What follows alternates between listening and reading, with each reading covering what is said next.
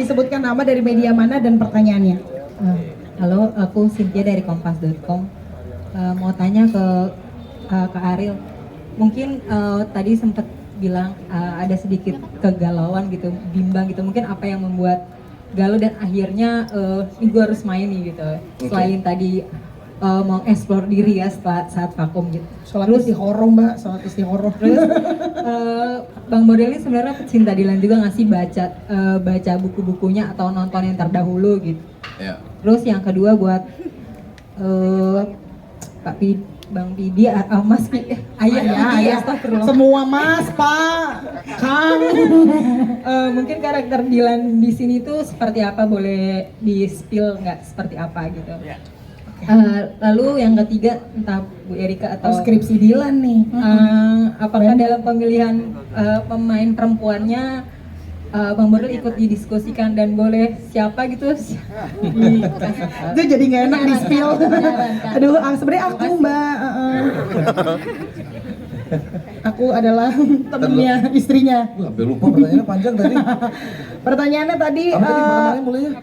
Galaunya tuh galau apa sih sampai galaunya. akhirnya memutuskan oke gitu.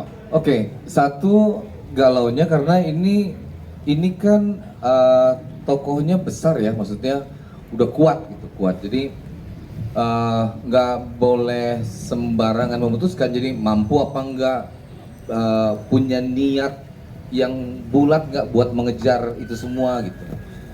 Nah, itu yang mesti dikomitmen dulu di dalam sini gitu. Kalau ada komitmennya, oh gue bisa nih komitmen mengejar semua yang dibutuhin gitu. Nah itu yang agak lama mikirnya. Terus juga kalau masalah yang keduanya tuh adalah pecinta Dilan juga nggak, baca nggak karya-karya Dilan sebelumnya atau nonton gitu? Jadi nonton, udah tahu juga. Kalau lihat Dilan itu sebetulnya hampir semua pemuda Bandung ya itu bisa relate sebetulnya karena memang itu yang dirasain.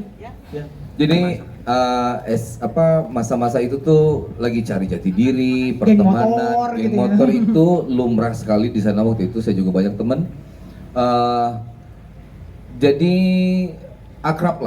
Habis itu pas yang baca yang ini kan tahun 97 tuh pas lagi Dilan kuliah. Tahun 97 itu masih ada di kepala saya keadaannya. Itu menjelang 98 kan soalnya ya. Yang 98 saya inget banget Bandung itu kayak gimana. Dimana semua remaja itu suka musik. Musik itu lagi gencar-gencarnya musik indie. Banyak banget yang anak punk di jalanan kelihatan gitu. Jadi music scene-nya lagi kenceng banget. Jadi malah pas baca konsep itu, oh iya, kalau ini sih gua hafal banget sih sama keadaan ini nih. Gitu. Terus salah satu yang paling penting lagi adalah ini misi saya tuh waktu dulu sempat lulus SMA itu sempat daftar ke ITB sebetulnya, jadi ngambil jurusan seni rupa, tapi nggak keterima. Tapi nggak keterima. Tapi kan udah sempat SPMB ya. Iya, masuknya habis itu di Unpar jadinya jadi arsitek.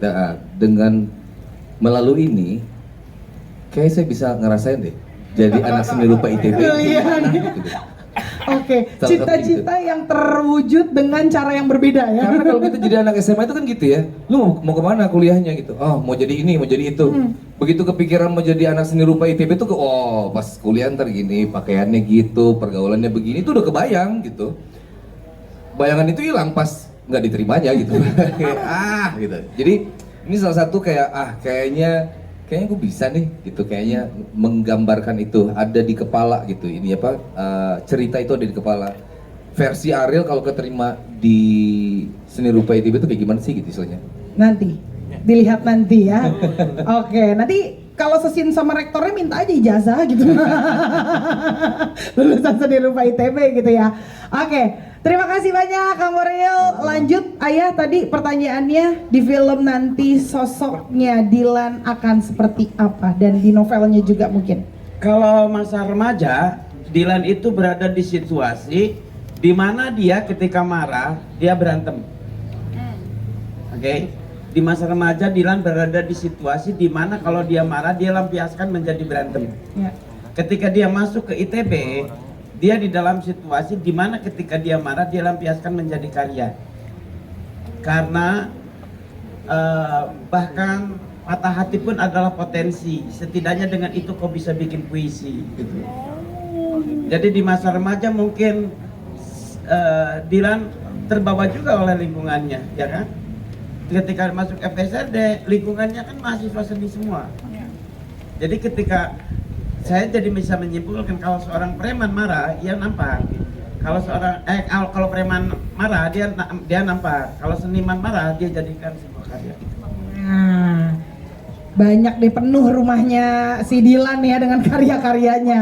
Oke, sudah cukup terjawab. Terima kasih banyak. Satu lagi penanya terakhir tadi katanya ada di belakang. Tadi perempuannya belum tadi. Hah? Oh iya benar. Masya Allah, maaf ya. Ini Kayaknya nggak dijawab Gimana ya. ini sosok perempuannya yang kira-kira bersanding dengan Dilan nanti? Itu apakah Kang Boril ikut serta dalam pemilihannya? Ya, kalau perempuannya di spill entar, jangan malam ini juga, nanti kepenuhan.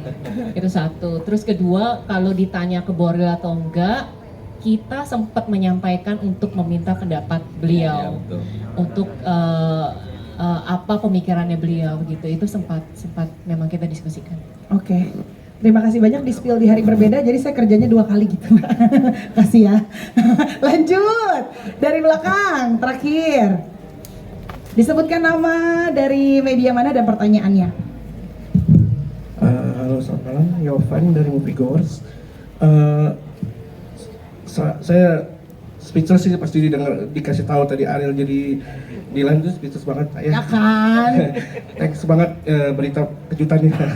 Ini saya mau tanya sih, ini bukunya kan belum terbit ya. Saya penasaran proses penulisan buku ini yang ITB 97 itu ayah tuh ngebayangin Dilan tuh musiknya seperti apa sih tahun segitu, kemudian nanti bakalan diimplementasikan dalam filmnya tuh seperti apa kan, karena kan tiap film Dilan tuh musiknya selalu berkesan buat saya gitu loh. Nah, termasuk kemarin yang 83 itu juga keren kan musiknya, ada anak-anaknya itu. Nah, kalau Ariel sendiri nanti kira-kira persiapan sebagai Dilannya itu apa yang akan dilakukan selain mungkin konsultasi dengan ayah? Oke, itu aja.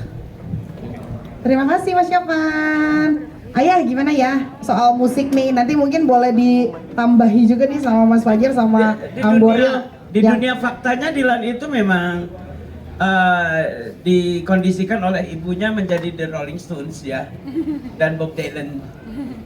The Rolling Stones, Bob Dylan, The Doors, Boy George. Ya musik-musik yang aneh lah bagi masyarakat Indonesia pada masa itu. Ya The Rolling Stones. Kalau ibunya Dilan kan The Rolling Stones. Ya, terus agak-agak Bob Dylan. Makanya lagu-lagu yang dipasang di film-film Dilan sebetulnya memang agak berbau-bau Bob Dylan sih, bau-bau ya gitulah. The Rolling Stones. Ya, gitu. Bau-bau lagi ya. Gak ngerti ya. lah saya pokoknya. Seperti itu. Oke, mungkin boleh ditambahin sama Kang Boril sama Mas Fajar, ada di momen tahun itu apakah iya benar musik-musiknya seperti itu yang lagi ngetren? Banyak banget sebetulnya. Jadi musik lagi flourish, lagi berkembang banget. Jadi setiap 97 sebenarnya saya masih SMA atau SMP saya lupa ya. SMA kayaknya ya. SMA.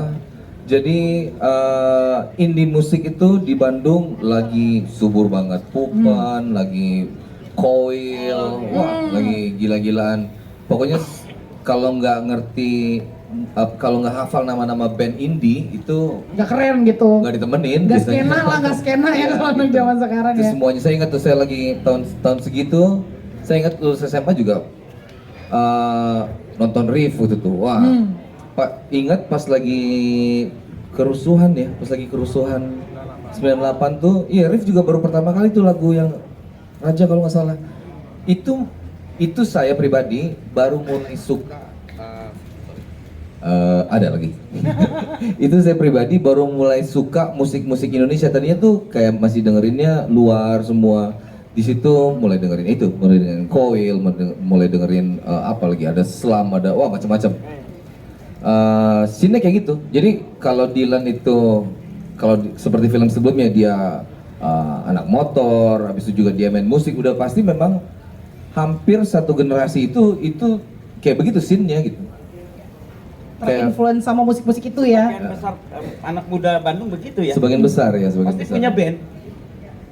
Mas Fajar mau nambahin mungkin dari pengalaman pribadi yang nantinya akan digambarkan di film jalan berikutnya? Cukup jelas. Cukup jelas, mantap. Terima kasih. Tadi ada pertanyaan untuk Kang Boril, persiapan menuju menjadi Dilan di film ini. Persiapannya tahap awal itu ya banyak-banyak ngobrol dulu sama empunya. Karena kan semua informasi A1-nya di sini ya gitu. Jadi itu dulu perhatikan gerak-geriknya, lucu-lucunya. Itu tadi kita sempat ngobrol juga masalah apakah perlu ada apa istilahnya latihan khusus buat actingnya apa enggak segala macam itu masih apa istilahnya ya masih perdebatan atau gimana tuh ngomongnya kemarin ya. Kita ini kan lagi berkarya, jadi kita nikmatin prosesnya. Ya. Jadi Bang Aril, kok Bang Aril gitu ya. Kang Boril ini juga, saya bilang prosesnya kita harus benar-benar berkarya. Kita harus bisa menikmati proses ini. Jadi nanti ketika karyanya kita share ke orang, itu keluar dari kejujuran kita, sesuatu yang kita senangi gitu. Ya. Tapi luar biasa, beliau tadi datang-datang udah, oh nanti gua, oh ini, oh rambut, oh gini. Wah udah jauh risetnya dia nih. Ini tandanya keseriusan, ini namanya sungguh-sungguh. Kalau kata Widi kan harus lebih baik, kalau tidak lebih baik tidak. Dan alhamdulillah sudah dibuktikan tadi datang tiba-tiba udah ngomonginnya udah banyak banget gitu. Padahal saya masih mikirin yang lain gitu. Kayak Kang Boril udah kesana, kapan kita mulai berbicara skenario bedahnya ini apa sih? Udah lumayan lah gitu.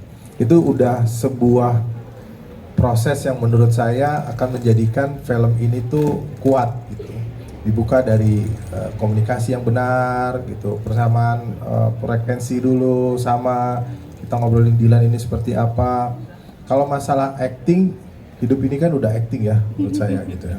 Jadi itu menurut saya beliau ini seniman musik, vokalis band, udah berapa ribu video klipnya Kang?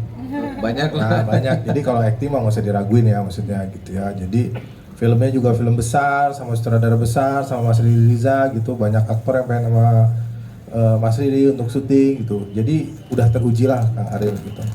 Menurut saya. Jadi ya prosesnya ya begitu. Kita serius tapi lebih tenang gitu. Karena tenang itu yang bikin kita bisa bikin sesuatu karya tuh jadi enak di hati orang nontonnya gitu. Menurut saya ya. Benar Kang Boril ya? Iya betul. Semoga cocok ya dengan gaya syuting saya. Tenang itu bisa datang karena pemilihan aktor yang tepat. Tepuk tangan dong sekali lagi teman-teman. Terima kasih banyak Mas Yofan sudah cukup terjawab. Oke, kalau begitu kita tutup dulu.